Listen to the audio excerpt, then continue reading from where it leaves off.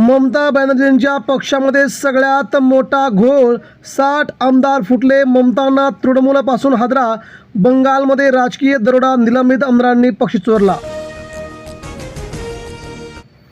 शेतकऱ्यांना गंडवले, कर्जमाफी फसवी असल्याची माहिती आली अखेर समोर.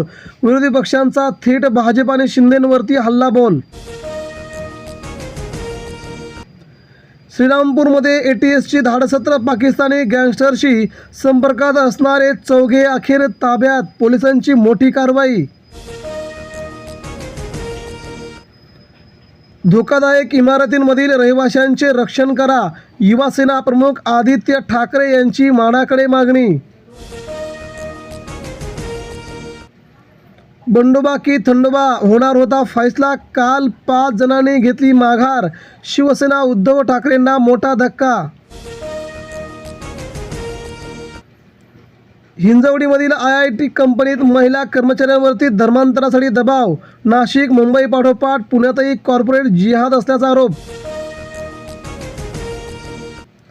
व्यवस्थेतून बंड सुरू झाले, वर्षभरानंतर मोदी पंतप्रधान नसतील.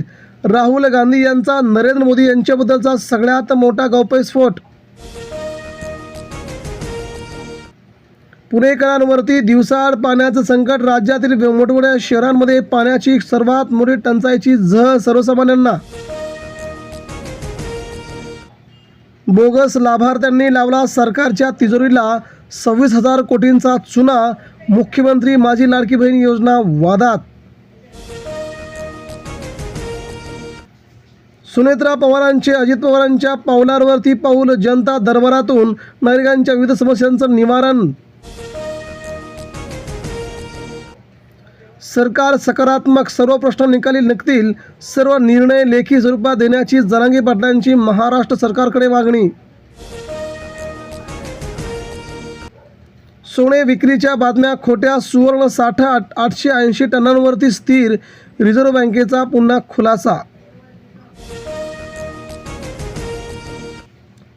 SIRद्वारे 6.5 कोटी नावे वगळली, गरीब मुस्लिमांची मतं काढून घेण्याची तयारी असल्याचा ओवैसींचा थेट आरोप.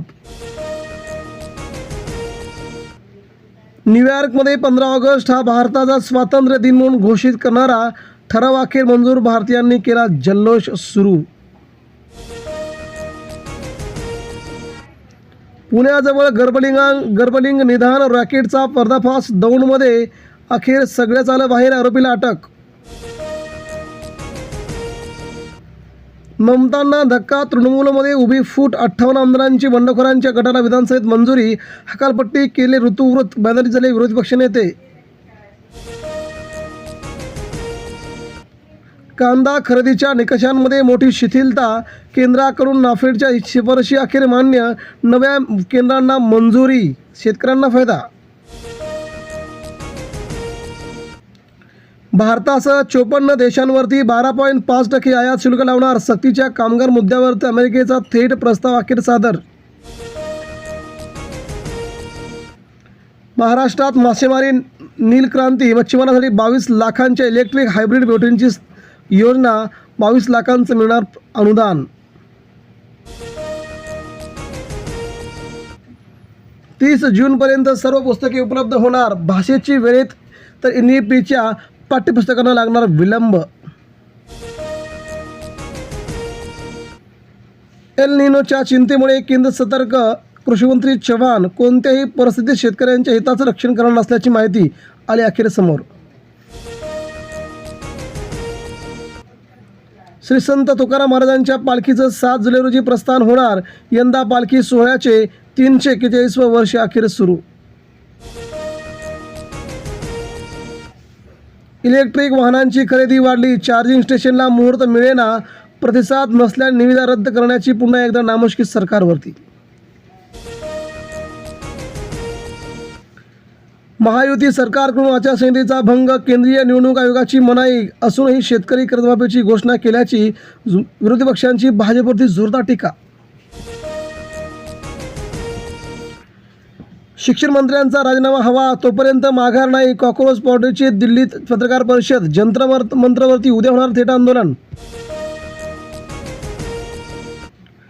प्रश्नपत्रिका आता फक्त 3-4 पानांची. परीक्षा केंद्रांमध्ये कपात करणार. 10वी-12वीच्या परीक्षेत लक्षणीय बदल झाल्याची अतिशय मोठी माहिती.